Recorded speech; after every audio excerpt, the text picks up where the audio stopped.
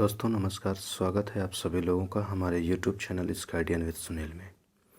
आज इस वीडियो के माध्यम से आप लोगों को सिखाएंगे कि जब किसी कंपनी का बैलेंस शीट बनाया जाता है तो उस बैलेंस शीट में जो शेयर कैपिटल का पॉइंट होता है उस शेयर कैपिटल का नोट टू अकाउंट कैसे प्रिपेयर किया जाएगा।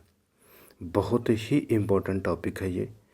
मोस्टली स्टूडेंट कंपनी का बैलेंस शीट बनाते समय शेयर कैपिटल का अमाउंट कैसे दिखाया जाएगा बैलेंस शीट में, वो निकालने के लिए जब नोट टू अकाउंट बनाते हैं तो उनका नोट टू अकाउंट ही गलत हो जाता है, क्योंकि नोट टू अकाउंट थोड़ा सा टफ होता है, जिस वजह से स्टूडेंट कंफ्यूज हो जाता है तो वो आंसर ही गलत हो जाता है। तो आज आप लोगों को एकदम इजी तरीके से इस वीडियो के माध्यम से समझाएंगे कि शेयर कैपिटल कैसे निकाला जाएगा, मीन्स शेयर कैपिटल का अमाउंट कैसे निकाला जाएगा। तो अथराइज्ड कैपिटल सबसे पहले लिखते हैं। अथराइज्ड कैपिटल क्या होता है वो बता देते हैं। अथराइज्ड कैपिटल का मतलब होता है कि कंपनी जितने रुपए से बिजनेस को स्टार्ट करेगी उस अमाउंट को रजिस्टर्ड करा देती है। मतलब मेमोरेंडम ऑफ एसोसिएशन जो कंपनी का बनता है उसके मेमोरेंडम ऑफ एसोसिएशन में जो कैपिटल क्लॉज होता है वहाँ पर कंपनी मेंशन कर देती है कि मुझे इतने पैसे की रिक्वायरमेंट होगी, मीन्स हमारे कंपनी की कैपिटल ये होगी। तो उसी कैपिटल को हम लोग अथराइज कैपिटल के नाम से जानते हैं। तो कंपनी अपने कैपिटल को शेयर के रूप में डिवाइड करती है। तो जैसे कंपनी ने कहा कि हमारे कैपिटल 10 लाख रुपया होगा और इसको हम जब शेयर में डिवाइड करेंगे तो एक शेयर 10 रुपये का होगा। तो एक जीरो से एक जीरो कट जाएगा तो कंपनी के नंबर ऑफ शेयर हो जाएंगे 1 लाख। मतलब अगर कंपनी 10 लाख रुपीस पब्लिक से लेना चाह रही है शेयर के रूप में तो कंपनी को 1 लाख शेयर्स पब्लिक को देना पड़ेगा, तभी कंपनी को 10 लाख रुपीस मिलेगा। तो अथराइज कैपिटल में कंपनी शेयर के पहले जो डैश डैश डैश डैश करके दिखाए हैं यहाँ पे 1 लाख शेयर रख देगी। आप यहाँ पर फिर देखिए डैश डैश है तो यहाँ पे कंपनी 10 रुपीज़ लिख देगी। तो इसका मतलब कंपनी का अथराइज कैपिटल हो गया 1 लाख शेयर्स ऑफ ₹10 ईच और यहाँ पर 10 लाख रुपीज़ दिखा देगी। तो इस तरीके से कंपनी अपने अथराइज कैपिटल को शो कर लेती है। अब इशूड कैपिटल क्या होता है?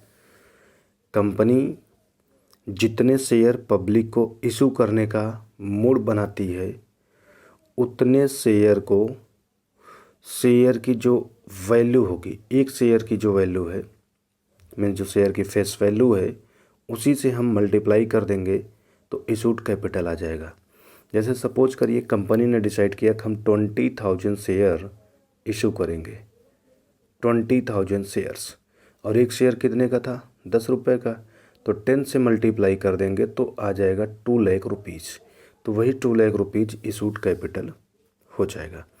अब ध्यान दीजिएगा दोस्तों, जितने शेयर्स को कंपनी इशू करना चाहती है ज़रूरी नहीं है कि पब्लिक उतने शेयर खरीद ले, क्योंकि कभी कभी कंपनी के शेयर जितने इशू होने वाले हैं उससे ज़्यादा पब्लिक खरीदने के लिए एप्लीकेशन कर देती है और कभी कभी उससे कम ही करती है ना। तो अगर ज़्यादा एप्लीकेशन आ जाता है तो उस केस में कंपनी ज़्यादा इशू नहीं कर सकती है, बल्कि जितना इशू करने के लिए इनविटेशन दिया होगा उतना ही इशू करेगी। मतलब 20,000 के लिए अगर एप्लीकेशन इनविटेशन कंपनी ने दिया था पब्लिक को और कंपनी के पास 30,000 शेयर के लिए एप्लीकेशन रिसीव हो गया तो भी उस केस में कंपनी 20,000 ही शेयर इशू करेगी, है ना। लेकिन अंडर सब्सक्रिप्शन का केस हो, मतलब कंपनी 20,000 शेयर इशू करना चाह रही है लेकिन एप्लीकेशन उसके पास सिर्फ 15,000 ही शेयर के लिए आए, तो उस केस में इशूड कैपिटल में 20,000 शेयर से मल्टीप्लाई करके रख लेंगे, लेकिन उसे जो 15,000 शेयर के लिए एप्लीकेशन मिला है उसी 15,000 शेयर को माना जाएगा सब्सक्राइब्ड कैपिटल, है ना। तो कहने का मतलब ये हुआ कि ये जो सब्सक्राइब्ड कैपिटल होगा यहाँ पर उन शेयर को ले आया जाएगा जितने शेयर एक्चुअल में कंपनी पब्लिक को अलॉट करती है, वही सब्सक्राइब्ड कैपिटल में आता है ना। तो ये दोनों अमाउंट हमेशा क्लोज रहते हैं क्योंकि ये जोड़े नहीं जाते हैं। उसके पीछे रीज़न है कि ये कंपनी की इच्छा केवल शो करता है, ना कि कंपनी की लाइबिलिटी बनाता है। जो लाइबिलिटी होगा वो यहाँ अमाउंट के कॉलम में आएगा। ये लाइबिलिटी कंपनी की नहीं होती, ये कंपनी की एक इच्छा है कि मेरी इतनी कैपिटल होगी, मैं इतना कैपिटल पब्लिक से लेना चाहता हूँ। तो ये उसकी इच्छा है, ना कि उसकी लाइबिलिटी है। लाइबिलिटी बनती है सब्सक्राइब्ड कैपिटल से, ठीक है। तो सब्सक्राइब्ड कैपिटल में जब आएंगे तो यहाँ 2 पॉइंट बनेगा। एक होगा subscribed and fully paid up, दूसरा होगा subscribed but not fully paid up. इन दोनों पॉइंट को केयरफुली समझिएगा, यहीं में मोस्टली स्टूडेंट कंफ्यूज होते हैं और गलती कर बैठते हैं। सोचिए, कंपनी के 15,000 शेयर सब्सक्राइब किए गए थे। कितने शेयर? 15,000। अब 15,000 शेयर्स में से कई लोग हुए होंगे, है ना। मिस्टर एक्स, वाई, जेड, ए, बी, सी, ऐसे कई लोग वो 15,000 शेयर मिला करके सब्सक्राइब किए होंगे। तो जितने लोग पूरा शेयर का पेमेंट कर दिए हैं वो subscribed and fully paid up capital में चला जाएगा, है ना। Subscribed but not fully paid up में क्या आएगा? तो subscribe but not fully paid up में हमेशा ध्यान रखिएगा, यहाँ से लेकर के यहाँ तक में उन शेयर्स को लिखा जाएगा जिस शेयर को पब्लिक ने लिया लेकिन उस शेयर पे पेमेंट फुली नहीं कर पाया। मतलब पब्लिक ने शेयर तो ले लिया है, लेकिन कंपनी ने जब उस शेयर पे पैसा मांगी तो पब्लिक उस शेयर का पैसा नहीं पे कर पाई। तो जितने शेयर पे पब्लिक पैसा नहीं पे कर पाई है उसी शेयर को यहाँ दिखाएंगे, लेकिन कंडीशन यह है कि वो शेयर कंपनी के द्वारा फॉरफिट नहीं होना चाहिए। कहने का सेंस ये हुआ कि यहाँ से लेकर के यहाँ तक में वो शेयर दिखाए जाएंगे जिस शेयर पे शेयर होल्डर पेमेंट करने में डिफ़ॉल्ट कर गया हो, लेकिन कंपनी उसके शेयर को फॉरफिट ना की हो, तो उसको यहाँ पर दिखाया जाएगा, ठीक है। एग्जाम्पल के रूप में जैसे मिस्टर एक्स 2000 शेयर लिए थे, कंपनी ने इनसे एप्लीकेशन मांगा, इन्होंने दे दिया। अलॉटमेंट मांगा, दे दिया। फर्स्ट कॉल मांगा, दे दिया। लेकिन जब कंपनी ने फाइनल कॉल मांगा तो मिस्टर एक्स फाइनल कॉल का पेमेंट नहीं कर पाए। और मान लीजिए 2 रुपये से फाइनल कॉल है, तो मिस्टर एक्स 2 रुपये से फाइनल कॉल का पेमेंट नहीं कर पाए। तो इस केस में अब ये देखा जाएगा कि क्या मिस्टर एक्स के शेयर को कंपनी ने फॉरफिट कर लिया। अगर फॉरफिट नहीं किया है तो हम कहेंगे कि मिस्टर एक्स से कंपनी ने जितना पैसा मांगा था मिस्टर एक्स ने पूरा दे दिया। सिर्फ 2000 शेयर पे 2 रुपीज़ की रेट से 4000 नहीं पे कर पाए, है ना। तो जितना मिस्टर एक्स नहीं पे कर पाए वही बना कॉल्स इन एरियर्स, ठीक है। तो उस केस में यहाँ पर जब शो करने लगेंगे, तो यहाँ लिखेंगे 2000 शेयर्स ऑफ रुपीज, फिर लिखेंगे 10 रुपीज़ 10 डैश डैश लगा के कॉलडअप लिखें। अभी कुछ टाइम के लिए आप उसको भूले रहिए, कॉलडअप क्या होता है बताएंगे, पहले आप 10 समझिए। ₹10 इजकल टू 20,000। कंपनी ने मिस्टर एक्स से 20,000 मांगा, लेकिन मिस्टर एक्स 2000 शेयर पे 2 रुपीज़ के रेट से 4000 नहीं दे पाए, तो वो 2000 शेयर पे 2 रुपीज़ के रेट से 4000 कॉल्स इन एरियर हो जाएगा। तो कितना कंपनी को मिल गया? तो 16,000 कंपनी को मिल गया। तो इस तरीके से यहाँ पे प्रेजेंटेशन करेंगे, ठीक है।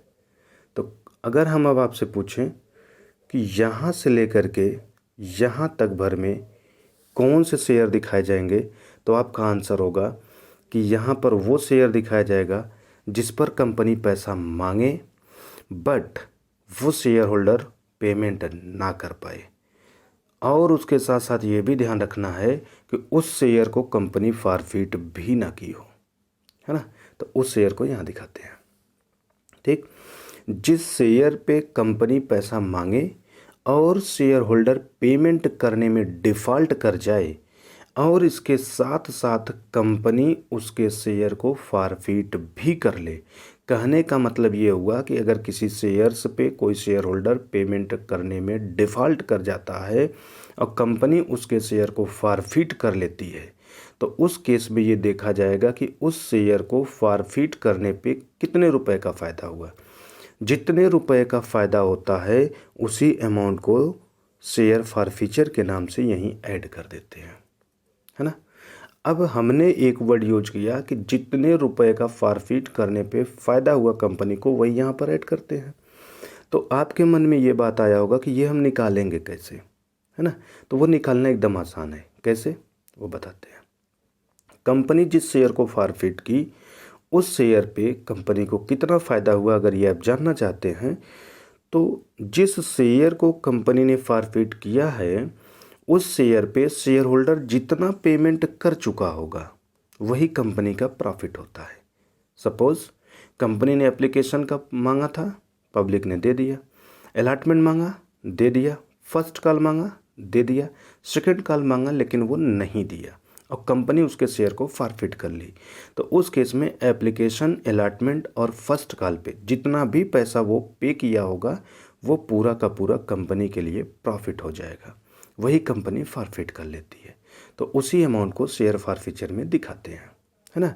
लेकिन एक शर्त ये भी है कि शेयर फॉरफीचर के रूप में तभी उस शेयर के प्रॉफिट को दिखाया जाएगा जब उस शेयर को रीइशू ना किए हों।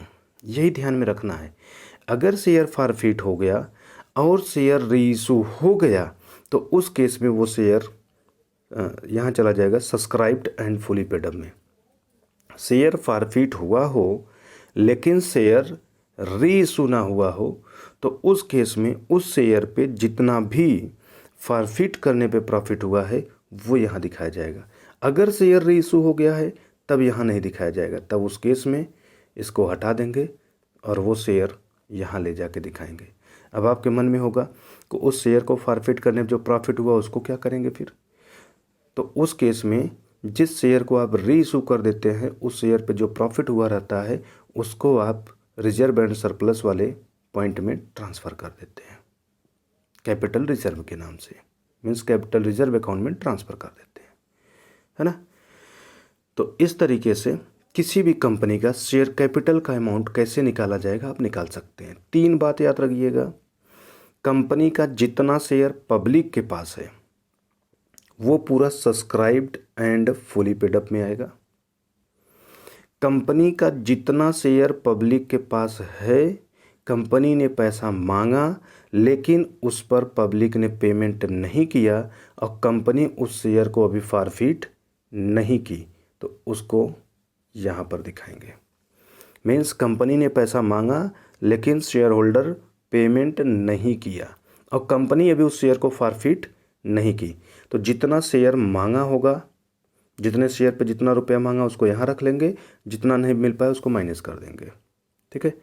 और कंपनी जितने शेयर इशू किया होगा उस पर जितने रुपए की रेट से पैसा शेयर होल्डर नहीं पे किया होगा और कंपनी उसके शेयर को फॉरफिट कर ली होगी बट उसे रीइशू ना की हो तो उस केस में फॉरफिट पे जितना प्रॉफिट हुआ होगा उसको ऐड कर देंगे यहाँ ला करके शेयर फॉरफीचर के नाम से। तो इस तरीके से शेयर कैपिटल का अमाउंट निकाल करके बैलेंस शीट में ले जाके शो कर देते हैं, ठीक है दोस्तों। इससे रिलेटेड एक प्रैक्टिकल प्रॉब्लम मैं सॉल्व करके भी आपको दिखाऊंगा नेक्स्ट वीडियो में। अभी आप इतना नोट कर लीजिए। कोई डाउट मन में हो रहा हो तो स्क्रीन पे मेरा नंबर शो कर रहा है, उस पर आप कॉल करके अपने डाउट को क्लियर कर सकते हैं। तो चलिए दोस्तों, चैनल को अगर आप नहीं सब्सक्राइब किए तो सब्सक्राइब कर लीजिए, बेल आइकन को प्रेस कर लीजिएगा ताकि नोटिफिकेशन आपको मिल जाए। वीडियो पसंद आया तो लाइक ज़रूर करिएगा। मिलते हैं नेक्स्ट वीडियो में एक नए टॉपिक के साथ, एक नए कॉन्सेप्ट के साथ। शेयर कैपिटल से रिलेटेड ही कुछ प्रैक्टिकल प्रॉब्लम लेकर के। तब तक आप सभी लोगों को बहुत बहुत धन्यवाद।